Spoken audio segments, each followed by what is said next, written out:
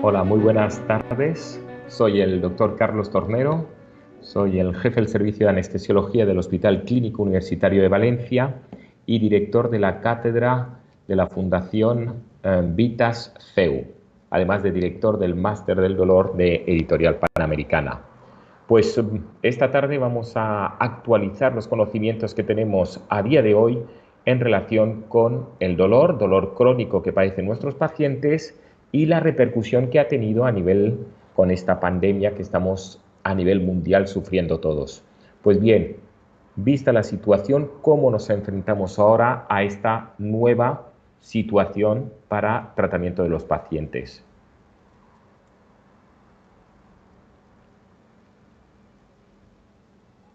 Siguiente.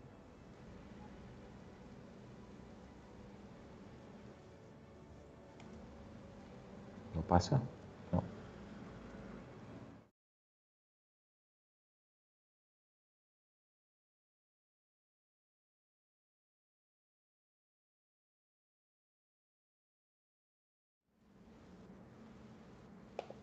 Muy bien, pues estos son los contenidos que vamos a tener a lo largo de estas 40 minutos aproximadamente para que después todos tengáis la posibilidad de hacer preguntas. Realmente después del COVID vamos a tener, los pacientes tienen más dolor, los que ya lo tenían, y uno de los problemas que más vemos en el día a día es si realmente los pacientes con dolor tienen más dolor y cuáles son sus tratamientos y la repercusión que todo esto tiene, pues sobre todo en el manejo de opioides, de esteroides, de antiinflamatorios, y luego cómo ha irrumpido en nuestra forma de tratar a los pacientes la telemedicina. Actualmente estamos haciendo desde cualquier unidad del dolor mucha telemedicina, llamando por teléfono, videoconferencias con los pacientes, y esto es una nueva situación que hace apenas 4 o 5 meses no teníamos. Uno de los temas fundamentales en las unidades del dolor crónico es el intervencionismo. ¿Cómo lo estamos haciendo?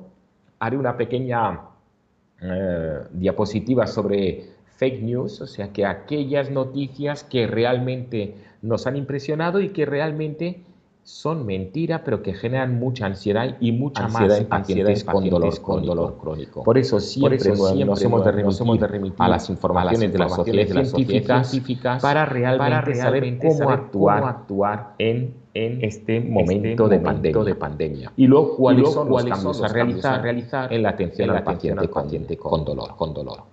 Pues bien, para empezar, realmente hay más dolor tras el COVID. Estamos en una situación que podemos decir que hay más dolor.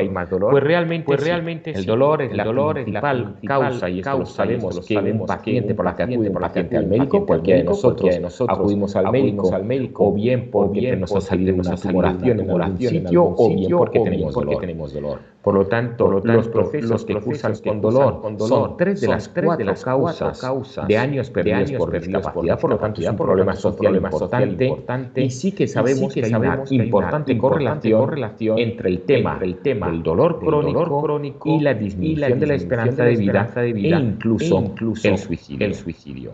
En un estudio epidemiológico en Estados Unidos, Nagin venía a decir que el 55% de la población experimentó algún dolor en los últimos 3 meses. 55% de la población algún dolor en los últimos 3 meses. Un 32%, es decir, un tercio de esa población lo sufre prácticamente a diario, y un 11% de los que dicen tener dolor a diario lo refieren como severo. Por lo tanto, estamos con el dolor, con una situación realmente alarmante que hemos de intentar cuidar.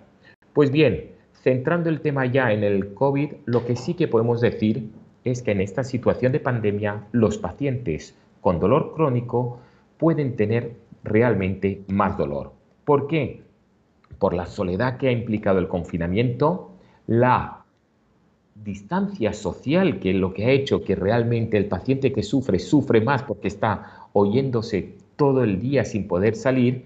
Y después, uno de los temas que realmente ha asustado a mucha gente, y sobre todo a la gente más anciana, es la incertidumbre generada en la prestación de los cuidados de salud.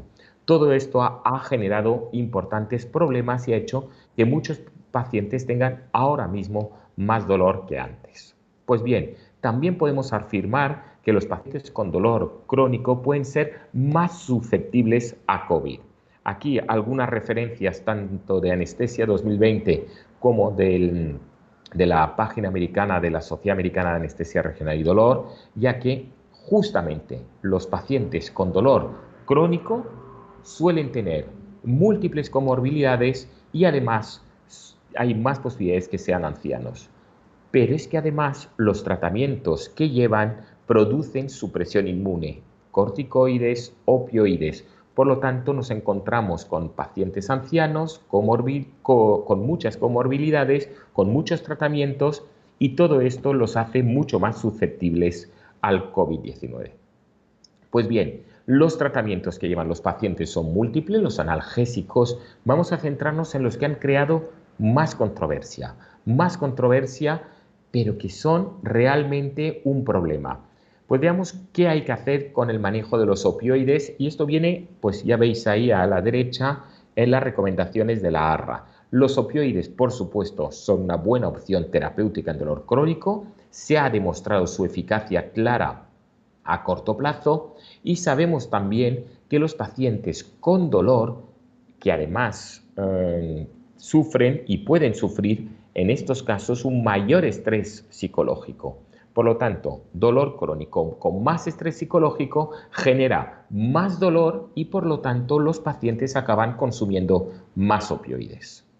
Los opioides y el sistema inmune, lo sabemos, que están muy relacionados, va a depender del paciente, va a depender del opioide y va a depender del contexto en el que nos encontramos. Pero no olvidemos una cosa fundamental, no vayamos a dejar de dar opioides porque son inmunosupresores, porque también sabemos que el dolor es inmunosupresor. Por lo tanto, nos encontramos ahí con un problema de seguir dando analgesia o no seguir dándolo, de ahí la controversia que ha suscitado todo el tema de los opioides durante este tiempo. Lo que sí que sabemos, y eso está claro, que no todos los opioides actúan igual sobre el sistema inmune. Unos afectan más, una mayor afectación del sistema inmune, que es la morfina y el fentanilo, y otros, como la buprenorfina, son mucho más seguros en pacientes inmunocomprometidos y en pacientes ancianos. Por lo tanto, y esto es, Santana lo dice en Anestesia, en este mismo mes, en Anestesia del 2020, que nos encontramos con un trío que es realmente complejo, que es un paciente anciano con dolor crónico y que toma opioides. Pues bien, todo esto lo juntas y nos hace que estos pacientes sean más susceptibles, por supuesto, al COVID-19 y a cualquier otro tipo de infección. Por lo tanto, visto que la situación es pues, a tener en cuenta en cuanto al manejo de opioides y en esta situación de pandemia y lo que nos queda todavía o lo que puede llegar, nos encontramos con un paciente que puede estar tomando opioides y que tenga una exacerbación de su dolor. Pues bien, en este caso es una buena opción darle los opioides. No pensemos que se los retiremos por problema del sistema inmune. Lo que hemos de hacer es valorar individualmente cada caso, tanto los riesgos de adicción como los riesgos de un mal uso de la terapia. ¿Qué tenemos que hacer para esto? Programar, sobre todo, visitas que sean presenciales en 1 o 2 semanas después de la exacerbación del dolor. Nos encontramos también con otros pacientes que ya tomaban los opioides y que hemos de hacer algún tipo de control, no vaya a ser que entremos en un mal uso. Por lo tanto, hay que programar visitas presenciales. Y en los casos de pacientes que requieran aumento de dosis, pues hombre, cuando hay un aumento de dosis y que no esté solamente relacionado con el dolor, lo que hemos de valorar es una progresión de la enfermedad, que hemos de diferenciar muy bien con la hiperalgesia inducida por opioides, la tolerancia y los síntomas, algunos de estos síntomas que quizás más que con opioides podrían tratarse con algunas terapias psicológicas. Por lo tanto, esta sería la situación, no dejar los opioides, sabemos que hay unos más seguros que otros, y no dejar descontrolado a nuestros pacientes que toman opioides por el riesgo de mal uso. Pues bien, otra de las controversias que hemos tenido a lo largo de estos meses han sido la utilización de los esteroides. Los esteroides sabemos que provocan inmunosupresión, provocan una supresión del eje suprarrenal hipotálamo-hipófisis cuando se les da a los pacientes, pero esto, claro, esta supresión del eje suprarrenal, del eje adrenal, esto ocurre solo cuando se dan en tratamientos crónicos o también con una única dosis. Pues realmente se dan incluso con una única dosis.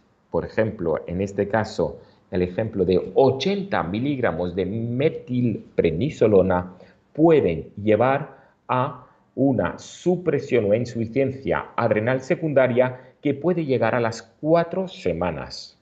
Lo que sí que recomiendan es que en caso de inyecciones de esteroides es recomendable la utilización de dexametasona y betametasona al ser menos lesivos, menos insuficiencia adrenal que puedan provocar estos esteroides. Por lo tanto, sí que sabemos que el paciente inmunodeprimido farmacológicamente tiene más riesgos de infección y lo que sí que hay es una gran controversia en estos pacientes en cuanto a la administración de corticoides, y esto nos lo dice el Royal College de Anestesiólogos. Pues bien, nos encontramos en las unidades del dolor, donde realizamos técnicas intervencionistas que tenemos que realizar infiltraciones a nuestros pacientes. Pues bien, sí que se puede afirmar, y así lo recomienda la mayoría de las sociedades científicas, es que se pueden hacer técnicas con administración de corticoides. ¿Qué hemos de tener? Pues unos cuidados mínimos que son la mínima dosis posible, mejor utilizar la dexametasona y la betametasona porque provocan una menor insuficiencia adrenal, y sobre todo informar a los pacientes del riesgo que esto puede conllevar de inmunosupresión y del riesgo de infección. Por lo tanto, información al paciente y valorar muy bien el riesgo-beneficio. Por supuesto, si tenemos un paciente que tiene un riesgo claro de COVID y además está inmunocomprometido y hemos de realizar, en este caso, por ejemplo, que aquí he puesto valorar inyecciones epidurales transforaminales sin corticoides, si tuviéramos que hacer para una radiculopatía una inyección transforaminal, la haríamos sin corticoides o bien incluso una técnica de radiofrecuencia. ¿Por qué? Por esto mismo, para evitar la inmunosupresión que nos pueden llevar los corticoides. Por supuesto, y ha habido bastante controversia al respecto, si no utilizamos los corticoides, la duración va a ser realmente corta. Pero vale la pena informar sobre todo al paciente y valorar muy bien y hacer un buen screening de los pacientes para saber realmente en qué situación se encuentran a nivel de su sistema inmune. Otro de los temas que ha llamado muchísimo y que ha habido bastante controversia, pero que al final se zanjó bastante rápido, fue justamente los antiinflamatorios. Con los antiinflamatorios, sobre todo con el ibuprofeno, es cuando salió a principios de marzo, a mediados de marzo creo más bien, toda la información. Pues bien, los AINES podrían estar asociados a un agravamiento de los pacientes infectados por COVID-19. Pues bien, esto es el mecanismo. Los AINES pueden provocar inmunosupresión, aumentan la expresión de la enzima convertidora de angiotensina tipo 2 y por lo tanto ahí podía estar el ibuprofeno influenciado en el agravamiento de estos pacientes, los que tomaban AINES. ¿Cuáles son?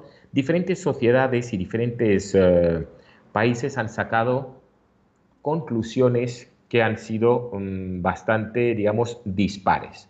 Pero lo que sí que podemos decir, la Dirección General de Salud francesa recomienda no interrumpir el tratamiento si el paciente toma antiinflamatorios tipo el ibuprofeno. ¿De acuerdo?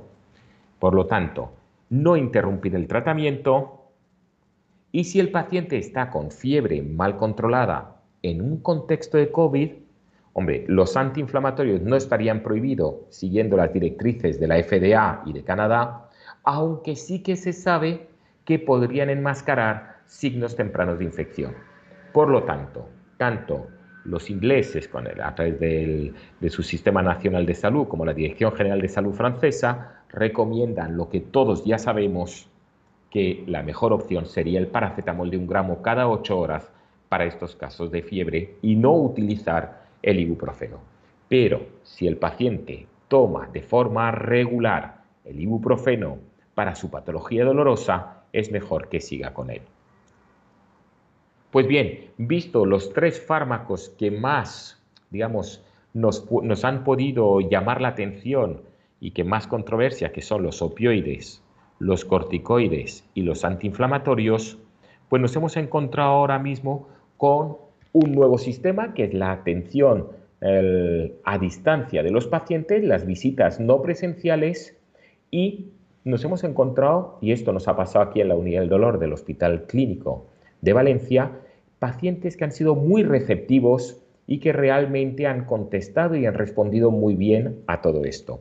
¿Por qué? Porque se han encontrado que durante el periodo de confinamiento en ningún momento los hemos dejado sin ningún tipo de atención.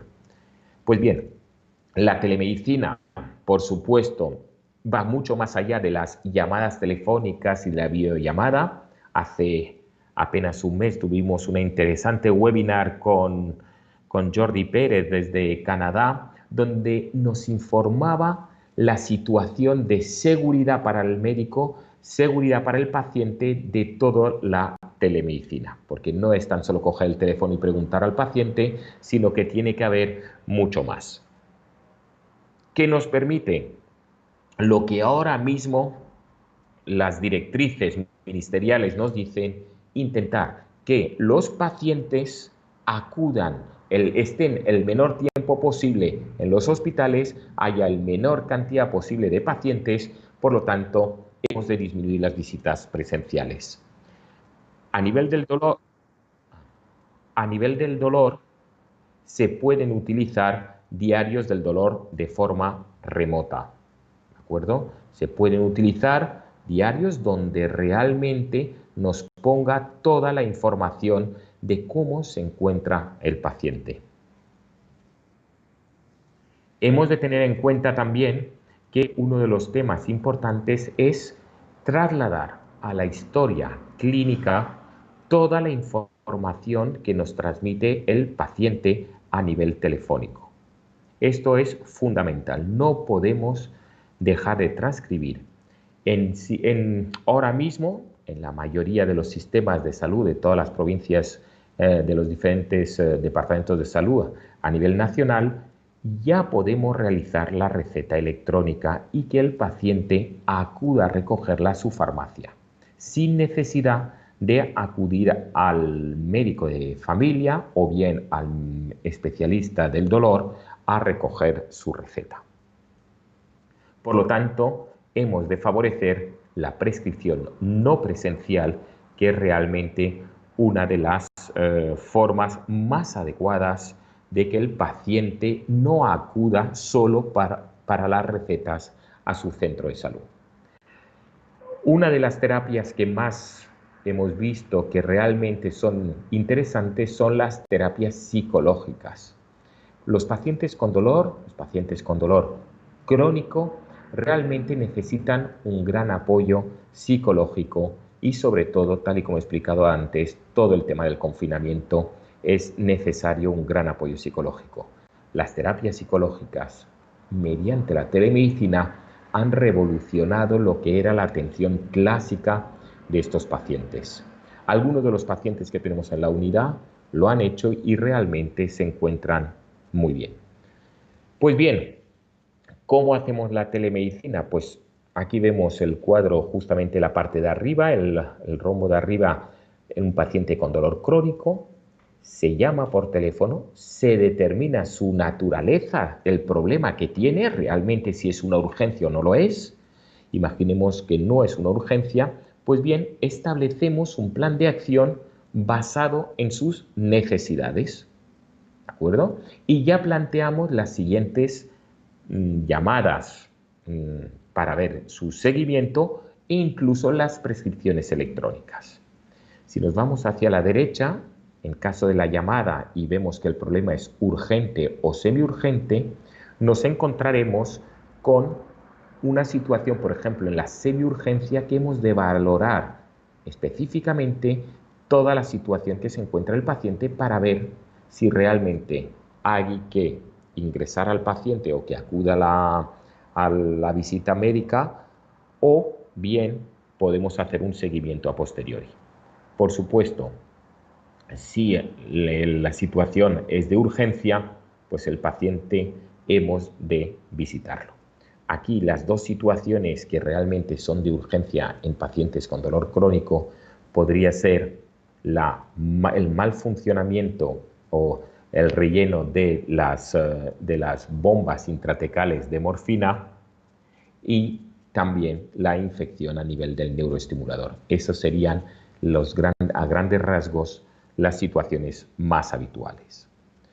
Pues bien, en los hospitales, una de las terapias más habituales para pacientes con dolor crónico, por supuesto, la terapia fundamental en pacientes con dolor crónico es una atención biopsicosocial, una visión completa del paciente en el cual su parte psicológica, su entorno social y su situación de enfermedad sean bien tratados, no tan solo con fármacos, no tan solo con técnicas. Pues bien, una parte fundamental y que ya ha demostrado a lo largo de los años su efectividad es el intervencionismo, las técnicas intervencionistas.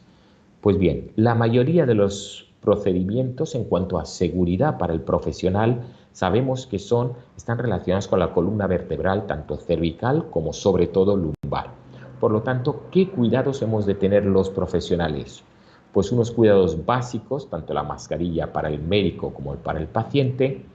Por supuesto, si los problemas están relacionados en la cara o en la boca, lo que tenemos que ampliar son los cuidados para evitar la aerosolización, las mascarillas, para eso están las FFP2, y realizar procedimientos con un número limitado de profesionales en quirófano. Es fundamental que no haya gran cantidad de profesionales, enfermería, médicos, residentes dentro del quirófano.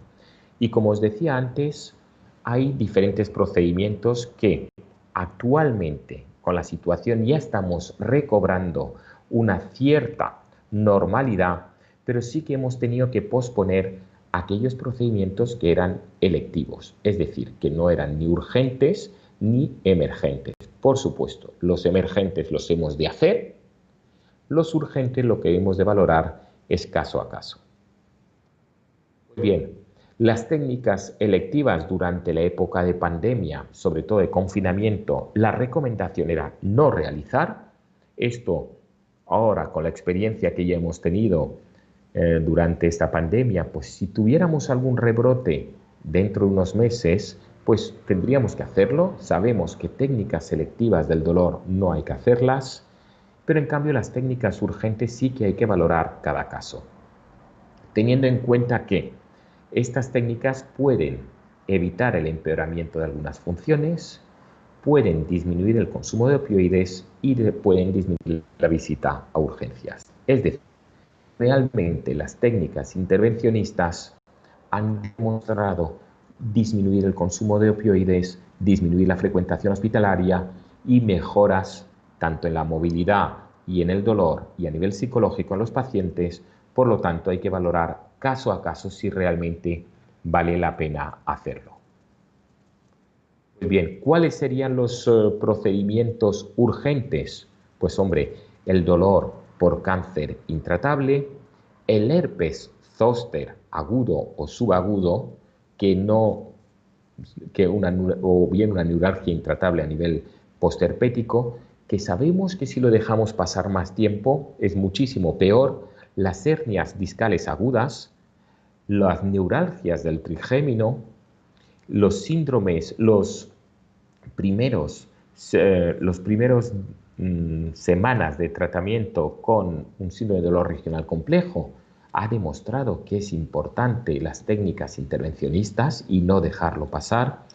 Las cefaleas importantes y agudas, todo esto son terapias que no deberían de limitarse y deberían de seguir haciéndose.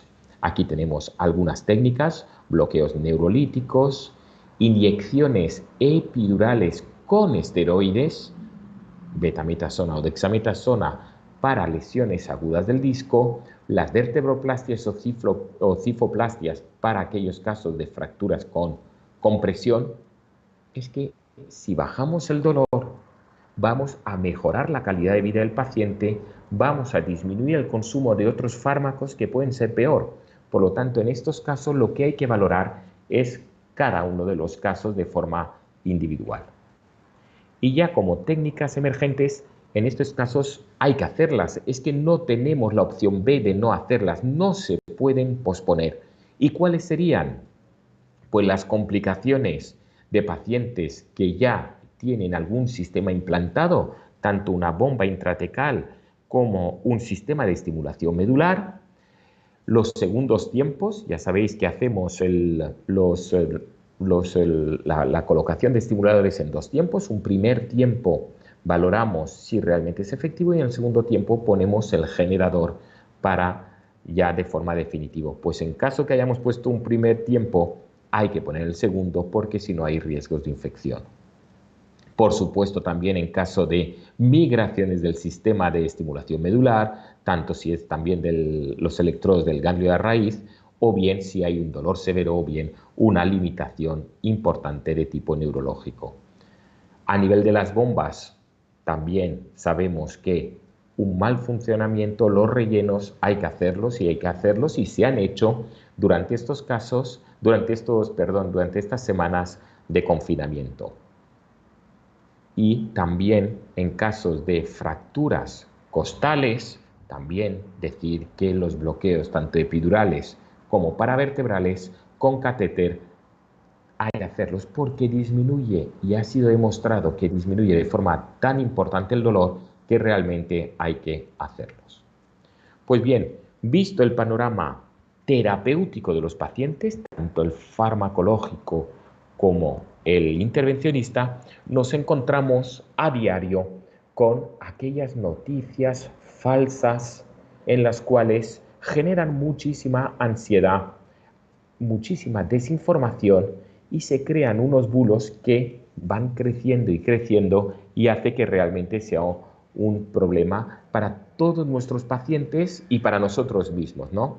Pues gente que utiliza la luz ultravioleta para matar al coronavirus, se puede matar rociando el cuerpo con alcohol, puede transmitirse a través de objetos como las monedas y los billetes, el uso de la cocaína, pues también se había dicho que podía proteger frente al coronavirus. Por supuesto, lo de lavar y esterilizar las mascarillas, pues tampoco tiene sentido. Los lavados nasales con agua de mar, pues tampoco tienen sentido. En fin, tenemos muchísimas falsas noticias y por eso es importante que nuestra fuente de información sea lo más fidedigna posible. Hemos de evitar todo esto, ¿de acuerdo? Para evitar realmente generar más ansiedad, generar mayor estrés en nuestros pacientes. Pues bien, para evitar todo esto están las sociedades científicas, por supuesto están los organismos que velan de nuestra salud, tanto el Ministerio de Sanidad como las consejerías de salud, la OMS, pero también las sociedades científicas. Las sociedades científicas tienen entre sus funciones darnos toda la información necesaria para llevar a cabo nuestra actividad de forma segura, pensando siempre en el rigor. Pues bien, aquí son dos ejemplos: la Sociedad Española del Dolor, que ha sacado las recomendaciones asistenciales ante la normalización progresiva de la asistencia, de lo que estamos haciendo, y después también tenemos unas recomendaciones de la Sociedad Española de Neuromodulación, de la INS, en caso de tener que implantar algunos sistemas a los pacientes en época de COVID. Son recomendaciones que en todos ellos, tanto una sociedad como la otra, así como la ARRA, vienen en las páginas web y están en abierto. Por lo tanto, información tenemos que seleccionarla para tratar de forma adecuada a nuestros pacientes. En caso, este es un ejemplo de la INS España, de la Sociedad Española de Neuromodulación. En caso de realizar algún implante, por supuesto, hemos de comprobar que el paciente está asintomático en las últimas 2 semanas, que no haya tenido contacto con personas confirmadas o sospechosas de infección. Se han de realizar las pruebas diagnósticas de COVID según el protocolo de cada centro y en cada momento. Y esto lo sabemos y lo estamos viviendo hoy mismo. Hoy mismo se han rebajado, esta semana se han rebajado las pruebas COVID que se tienen que hacer en los pacientes y seleccionar un poco más. Conforme va pasando la crisis, la situación más peligrosa, pues entonces se van disminuyendo los requerimientos de realización de pruebas COVID. Y por supuesto también utilizar los circuitos habilitados en los centros hospitalarios para intentar que en la medida de lo posible los pacientes que tengan que acudir al hospital estén el menor tiempo posible. Pues bien, todo esto, los tratamientos, las situaciones de técnicas intervencionistas, la telemedicina, ha hecho que vayamos cambiando la atención que estamos dando a nuestros pacientes. Cambios que van a venir desde la propia consulta, de concienciación ciudadana, para que todo el mundo sepa que uno de los riesgos principales es la desinformación y acudir a los hospitales como si realmente no hubiese pasado nada. Pues bien, para esto los hospitales en todas las consultas se están colocando carteles de orientación al paciente hacia las consultas, de técnica de higiene de manos, de colocación del codo cuando se tose. Todo esto, además de alcohol y mascarillas en sitios visibles, todos los pacientes, sintomáticos y asintomáticos y profesionales, debemos de llevar mascarilla cuando realizamos nuestro acto médico. Y una cosa fundamental, y esto lo sabemos todos, limitar el número de acompañantes. Cada vez lo estamos limitando más. Por supuesto, la desinfección con agua y jabón o bien con alcohol, la colocación de los guantes desechables, que ya sabemos que están llevando bastante controversia, y sobre todo en las salas de espera, el distanciamiento social, que más o menos entre 1,5 metros y 2 metros sería lo adecuado. Con todas estas medidas, por supuesto, desinfección dentro de las consultas, entre consulta y consulta limpiar todas las superficies y lo que haya contactado tanto el médico como el paciente, y intentar que si en alguna de las visitas hemos atendido a algún paciente COVID o sospechoso, intentar cambiar de consulta. Yo creo que son unas medidas básicas que se están tomando y se están realizando en todos los hospitales. Realmente toda esta situación de infección por coronavirus esta vez, no sabemos lo que nos pasará y la infección que vendrá de aquí a unos meses, nos ha hecho un replanteamiento a nivel sanitario. Y un replanteamiento que vale la pena evitar las masificaciones, las situaciones que vivíamos en los hospitales hasta la fecha de gran masificación, de el paciente con múltiples acompañantes cuando vienen a la visita o cuando están hospitalizados. Esto cada vez va a ir modificándose y ya se está modificando por una situación aguda, pero yo creo que hemos hecho y vamos a hacer un muy buen aprendizaje de todo esto. Pues entonces, visto todo esto, ¿qué podemos hacer? ¿Cómo nos enfrentamos ahora a esta nueva situación? Pues como resumen, decirles que los pacientes que han tenido dolor y que tienen dolor crónico son un paciente más susceptible a cualquier infección. El aislamiento social, el confinamiento ha hecho que empeoren. Estos pacientes llevaban tratamientos. Estos tratamientos han de seguir llevándose. Esta sería, digamos, la norma. ¿Qué hago si yo estaba tomando mi neuroléptico, mi analgésico opioide y no opioide? Pues tiene usted que seguir tomándolo. Este sería, digamos, la conclusión más clara en cuanto a la parte de farmacología.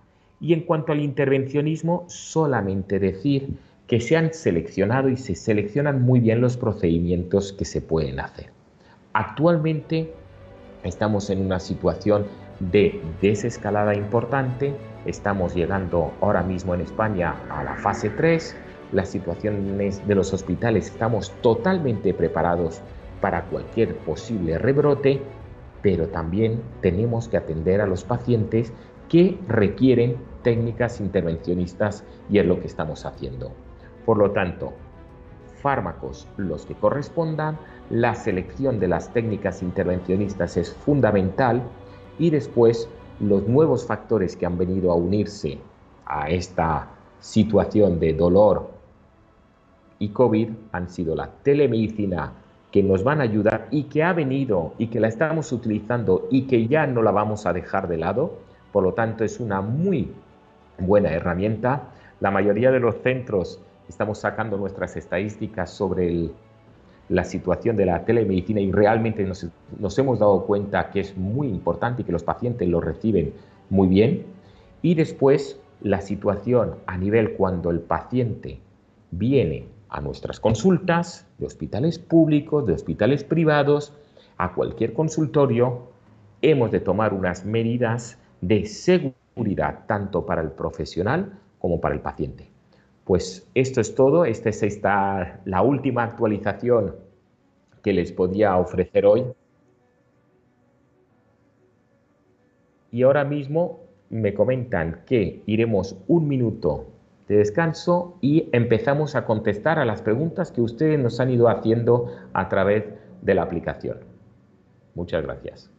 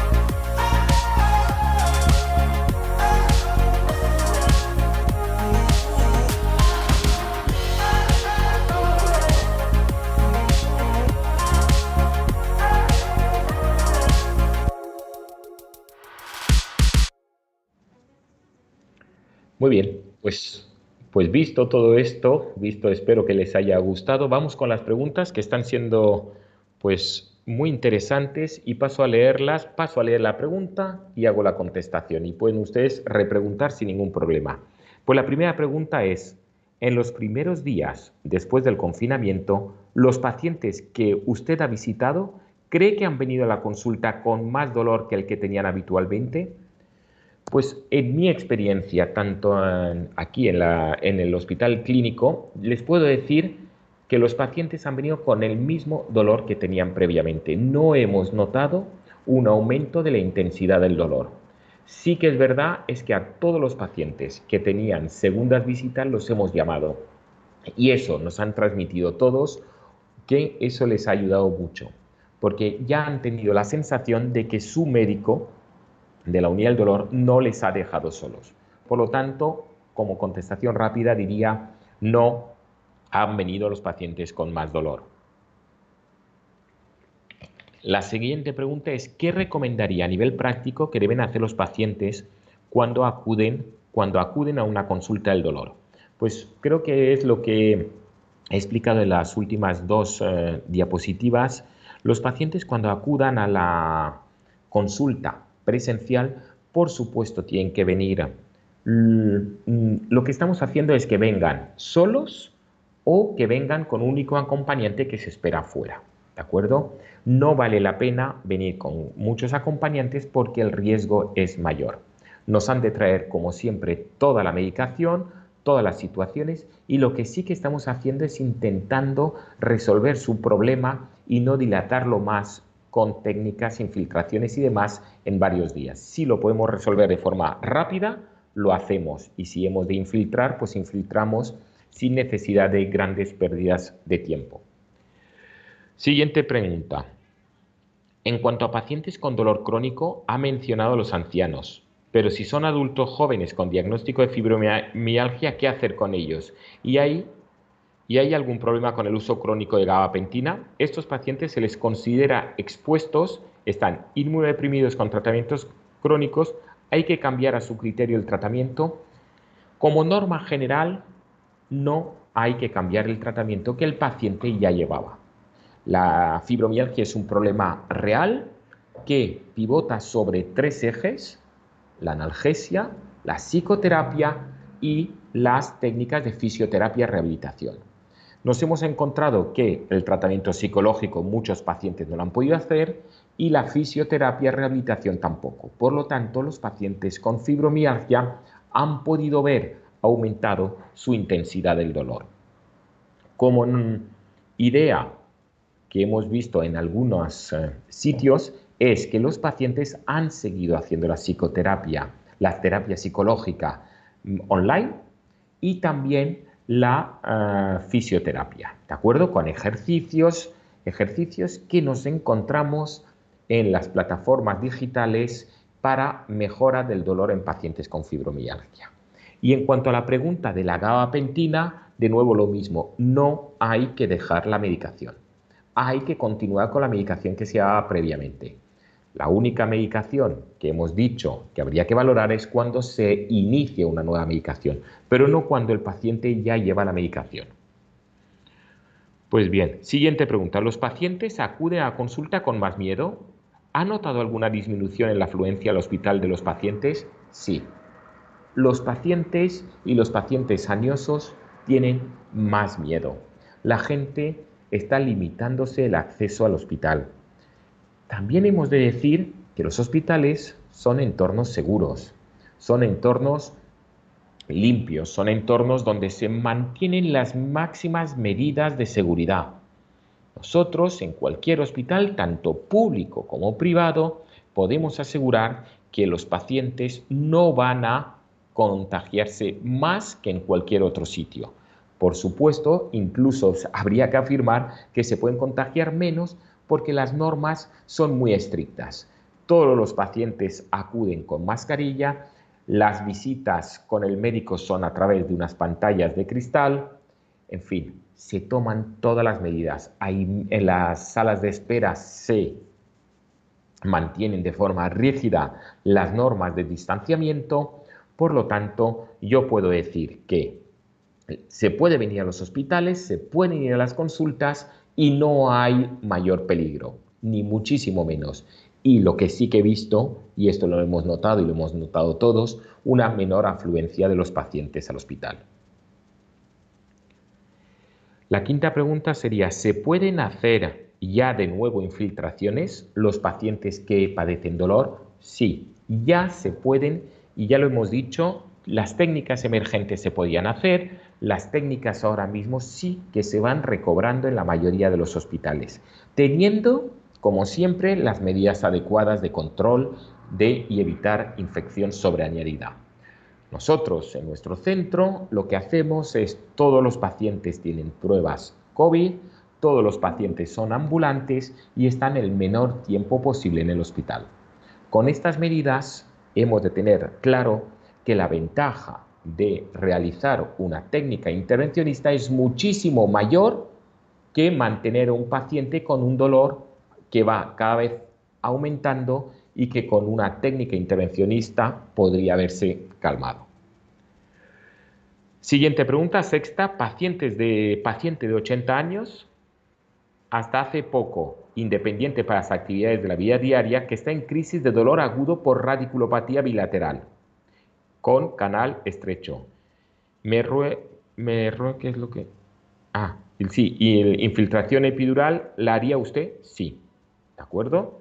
o incluso una transforaminal. Es decir, un paciente 80 años, independiente para las actividades de la vida diaria, con una crisis de dolor agudo, con radiculopatía y estenosis de canal, se puede realizar sin ningún problema la técnica intervencionista. No está contraindicada, ¿de acuerdo? No hay ninguna técnica que esté contraindicada y se han de valorar caso a caso.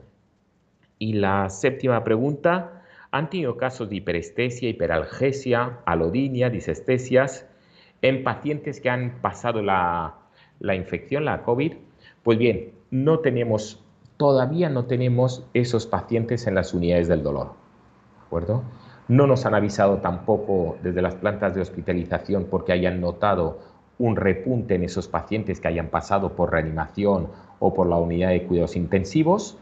Por lo tanto, sí que en la literatura viene que los pacientes que han pasado el COVID pueden tener, la infección por COVID, pueden tener una mayor probabilidad de tener alteraciones neuropáticas del tipo que sea, alodinia, hiperalgesia, como comenta la persona que pregunta, pero nosotros directamente les afirmo que no nos han llamado para más casos.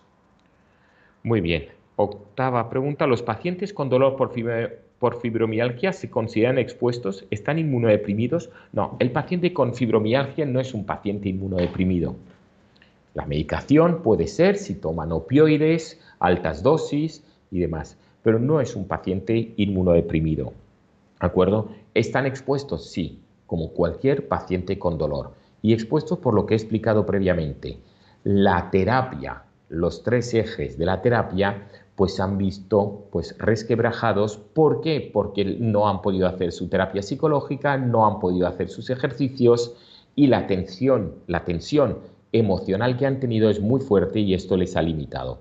Pero por lo demás no son pacientes que realmente hayan estado sobreexpuestos a su situación de dolor por esta infección.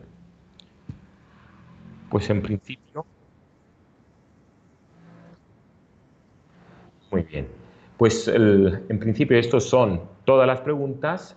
Comentaros que os podéis suscribir al canal de Editorial Médica Panamericana y también dar los likes que consideren oportunos si realmente les ha parecido interesante esta formación, que yo creo que realmente lo que hace es acercar a todos los profesionales sanitarios información contrastada sobre cuál es la mejor manera, en este caso, de tratar el dolor en esta época tan dura que hemos vivido de pandemia. Pues en principio nada más.